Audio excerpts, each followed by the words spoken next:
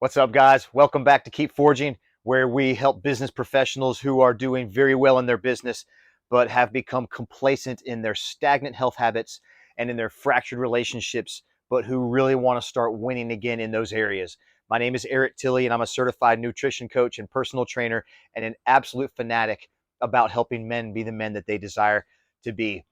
Today, I'll be speaking to those who have the addictive personalities and have spent many of their lives self-sabotaging their own results that they want for themselves.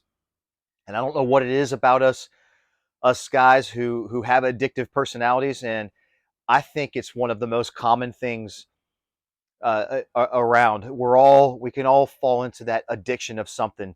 And I do run into guys who are just some of the most even keel, and they're good, and they don't self-sabotage, and they don't fall into the traps.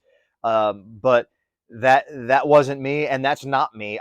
It's a continual process and a continual work that I know myself all too well, and I know where I fall, and I know how I've fallen so many times. Before we do get started, before we dig too deep, I just want to remind you guys to like and subscribe. Man, hitting that subscribe button helps us grow, and it really helps get to the other men who that you believe that would benefit from our message and our show. So thank you for that.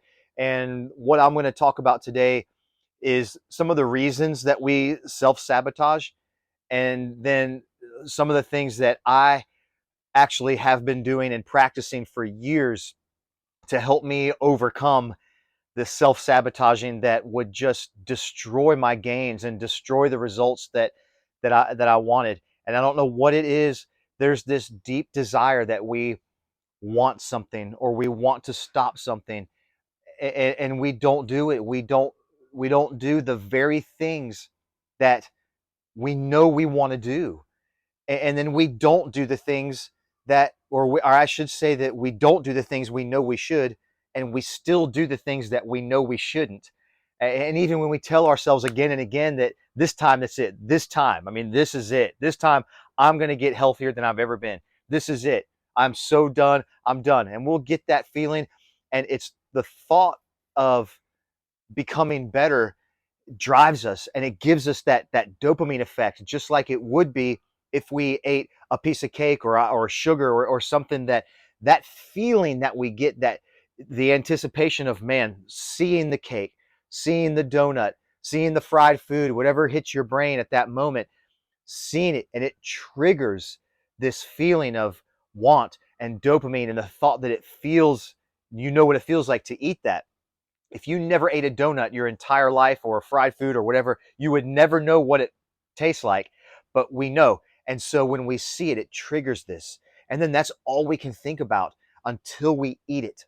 And then once we eat it, either it spikes, okay, now that taste is gone. I still want that same feeling. It's that same dopamine effect. So I want another one. I want another one. And what happens is, a lot of times, at least I did, I would regret it, and think I've got it licked this time, and regret it. And I mean, that's fallen into alcohol drinking, overeating, pornography. I mean, you name it. And that dopamine effect of something that we want is calling our name. And, years ago, I had to stop drinking alcohol. And there was a time in my life where my willpower, and it was willpower, sheer willpower, I'm just going to quit drinking for a whole year. And I did it. And every time it came up, I didn't care. I was going to hit that goal, and it was a very important goal to me. And after I went an entire year, guess what I did to celebrate that night? I went a whole year. I grabbed a drink. And I am not the type, again, this is, you got to know yourself. I'm not the type that can just drink for taste. I never drank alcohol for taste. I wanted the buzz. So um, that led to years of stopping, starting. And then I went 12 years. I said, this is it. I just can't drink anymore. I have to stop alcohol altogether. And so I did. And I stopped for 12 years. And I don't know what it was. There was something. I was at a professional ball game, and someone had one of the it was new to me, like a seltzer. type thing. And so I was like, what does that taste like? Just this, what does that taste like? And I took a sip, and I had like another sip. I had like half of one, and that feeling that I hadn't had in 12 years came back, very slight, but it came back, and it was like, ooh. And it was that little bit of dopamine that I wanted more of that. And so the next night came, and it was on my brain now at that point, and it was haunting me. And then all I could think about was like that night, I'm going to have another drink when we go out. And so that took up space in my brain. And guess what? But I can handle it. It's been 12 years. I can handle it. And I realized that I couldn't. And I fell right back into that again. And I never got as bad as I was earlier in my life, but I had to just realize this is not serving me, and I had to know myself, and I had to just cut it off completely. I had to, and I had a one night that I got drunk, drunker than I needed to be, which is at all, and I said awful, mean, nasty, awful things to my wife, who I absolutely cherish and love more than anything, more than alcohol, more than my food intake, more than those things. And so um, I was so embarrassed. I couldn't even look at her in the eye the next morning. And that pain, that pain is what caused me to stop alcohol forever. I said, I can't do this. I love myself. And in order for me I'm not acting like it. In order for me to love others and love my wife the best that I can, in order for me to love my kids and my friends and everything the best that I can, I've got to love myself first. And I wasn't acting like it. And so I had to make that decision. And so it comes, and it can keep coming with food. This was me about 8 years ago, and look at just the mediocrity on my face, just the look of mediocrity. And I had to make a decision then too, and that was coming off of just this 3 year stint of I would be really good for 3 years. That was back when I was 43, and I'm 51 right now at the time of this video. But when I was 43, when I turned 40, I had a commitment that, again, this was just sheer willpower. I'm going to be the healthiest I've ever been at my 40th birthday. And I put the work in. I busted my butt. I counted every single thing that was putting in my body. I cut carbs and had protein and worked out every day and drank my water and got rest. I did all the things you're supposed to do. And when I hit my 40th birthday, I was the healthiest that I had ever been. And so again, what did I do? I was like, great, I can do this anytime.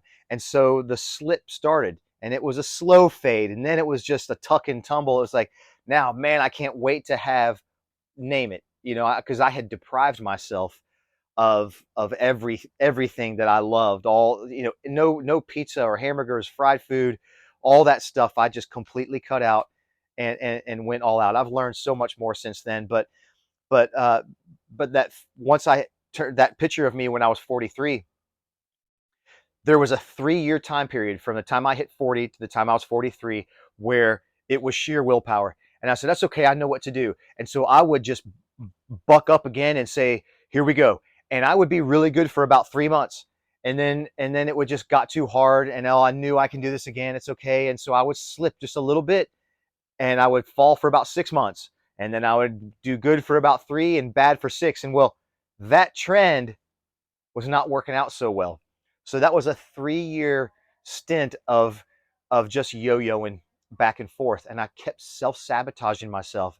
As soon as I would start to get some momentum and where I was going, I would self-sabotage. And I finally had to, I had to learn that it's just not going to happen. And so when I started this, I showed you me, that was me, 43. And I made a commitment. I was done.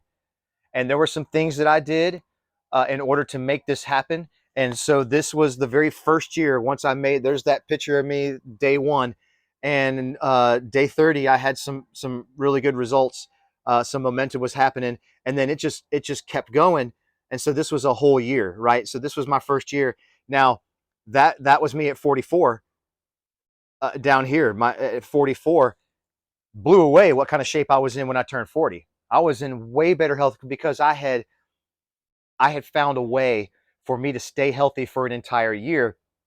Well, that was 7 years ago. And so now maintaining that for 7 years, now there's been an 8 year period that I have had to learn some things. And that self-sabotaging, that addictive personality that I know is me, is still in me. And there have been some slips. I never fell as far as I did back when I was 43. I knew I would never fall that far again. And how discouraging is it, guys? To keep climbing up that same terrain, up the mountain, the same 10 miles that you've gone, you've seen the same, and you're trying to get to that peak. And how discouraging is it to keep failing, to keep tumbling down the mountain? I mean, let's face it, it's a lot easier to tuck and roll down the mountain than it is to climb. And rolling down the mountain, nutritionally for me was, I felt like I had it. I felt like I got it. I'm climbing. I feel really good, which was causing those dopamine hits in me winning each day and winning. And look at me, man, I'm doing good. I got this. And then I want another level of dopamine hit so I could have some bad foods, which would lead to some more bad foods and then more bad foods. And it's a lot easier to tumble down that mountain. But I swore, I said, I'm going to figure this out. I'm just going to figure this out because I'm doing it to myself. And if someone else does something wrong to us or whatever, sometimes, I mean, I can look past that, more. If they, hey, I'm doing me, you do you. I learned never to trust you again. That's great. But when you do it to yourself, you can't get away from yourself. You live with yourself. And man, that just hammers you and hammers you and hammers you. And eventually you just give up to you say, I just can't do this. I can't do this. But I promise you, there are some things that you can do. And the three things that have helped me that first year, that was a very pivotal year in my life from 43 to 44. Uh, there, there were some things I had to do. Number one was the accountability to my loved ones around me, my wife, my kids, my friends. I told them what I was doing. I put it on social media for a lot of people to see and said, guys, this is me. And this is no longer me. And I am not strong enough to do this in myself. And my walk with the Lord helps me too. I mean, immensely. But I said, this is not me. And I do not want to be this person anymore. And I'm going to need your help. I'm going to need you guys. If you see me slipping in an area, if you see me slacking, and if you see me, then say something to me, please help me. I need help. I need the check-ins. Ask for that accountability. And so especially the ones that live with me, my wife and my kids, where they see my daily habits, they see what I've done. They know my desires. They know, guys, I want to be more present with you. Help me to be more present just when I'm with you. And when I am, help me to eat right. So, a lot of these things, the relationship with my wife is like, honey, I want to be closer to you. And yes, I want to be healthier for myself, but I want to be closer to you. And so hold me accountable. All right. A huge thing. I needed that accountability with my family. The second thing that I started doing was I just flat out don't have it in the house. If alcohol is in my house, I'm going to drink it, or at least I would then. I'm not strong enough. The temptation is too strong, or I think I've got it. I think I've got it handled, and I'll just have a drink. It's no big deal. Man, it triggers just like that. Just like that. It doesn't take long. It takes one. So I've learned, don't keep it in the house. I just don't. I don't have the bad foods. I'm not going to have a box of donuts or a box of cookies or tons and tons of bags of chips and things like that in my house. I'm not going to do it. If I go out somewhere, go to someone's house, and they've got some things there, like some treats and some cakes or some chips and some things that I feel like I want to take part in, I've done good, and that's okay. I mean, look, I'm not perfect. And I don't believe that we even can be, should be. There's room for some moderation in some unhealthy things, right? But I would have them there and they were left alone and that was it. They weren't home where they could haunt me because it's in the back of the brain all the time. It's in the pantry. It's in the pantry. Just go grab something. It'll make you feel better. It'll make, if I feel stressed, anything, go have something. It'll make you feel better. And it does, but only temporarily. Then I feel bad about what I did. And then I've got to go through this with myself. And it's just that self-sabotaging feeling. All right. And so the third thing that I do, and I've been practicing this for a long time, is every single morning I tell myself, I literally have a conversation and I close my eyes when I do this and I think about how my day is going to go, how I would want it to go in my nutrition, and what I'm going to eat that day. And I think about it. I'm going to be at the gym. I see myself doing my chest workout today. I'm going to go and I'm going to be there whether I feel like it or not. And I think about the foods I'm going to eat, my breakfast, my lunch, my snacks. I think about the good stuff that's going to be in. I see myself turning down the bad things. I play this role in my head of where what my future self is going to be proud of me for, where I want to be, my future, the future Eric that's out there. Where is he going to be proud of me if how I make decisions today? How can I make him happy? And if my desire is to be closer to my wife, and I have to tell myself, Lord, let me just be present with her. Let me put my cell phone down. I see myself putting it down for dinner, and all these things, whatever it is, whatever that addictive personality or whatever it is that you need to free yourself from, sit and think about it every single morning, every single morning. And I mean, this is lifelong, guys. If you're like me, if you have the addictive personality and you self-sabotage all the time, this is not something you just lick and that's just done. It's a forever battle. But what you start to do is you start to focus those good feelings, the feelings that of what food used to do for me and what alcohol used to do for me. I find that in my relationships. I find that in the way I feel each morning. I feel that in the way I look in the mirror, that I'm the blueprint of myself, who I believe I should be. And you get that same feeling than what the other stuff used to bring. And so it takes time. It takes a little bit of time to work through that. But when you see that, and if you think you've got it licked, I'm telling you, you don't. Keep going. Keep going. That whole dopamine feeling of what feels good, of what is attracting you and pulling you in a direction.